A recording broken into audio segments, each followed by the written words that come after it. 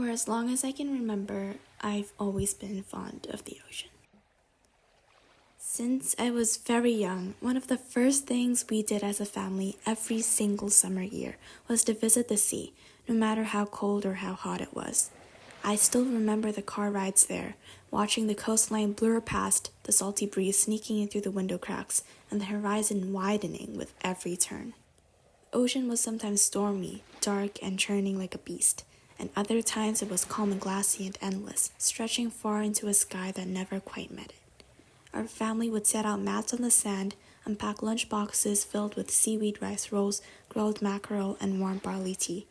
The grown-ups would talk, the kids would run, and I would always find myself quietly staring at the waves. And then every time my dad would nudge me and say, "You know, as a girl who's from Jeju-do, you have the blood of a Haenyeo in you." And looking out into that deep internal blue, my grandmother would also add that their courage and their strength would always be in my veins. The Haenyeo are female freedivers from Jeju Island in South Korea, some of who are in their 80s, and they dive up to 10 meters deep without oxygen tanks to collect shellfish like sea urchins and so on. They dive for hours a day, holding their breath for about a minute at a time, and are divided into groups based on experience. I am a girl from Jeju Island, where the sea is not just water, but also a way of life.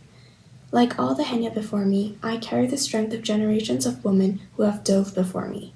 All Jeju women are bound by blood and spirit to the Haenyeo, and I try to carry that by visiting Haenyeo museums and listening to old Haenyeos talk about their former life. I've come to admire not just their strength, but the quiet dignity that they carry. Some people might actually argue that Haenyeos are not important in society anymore. However, that isn't the case.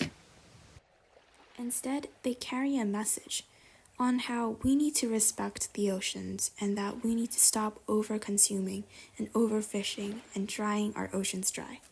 That we need to care about the ocean just like they did so many years ago.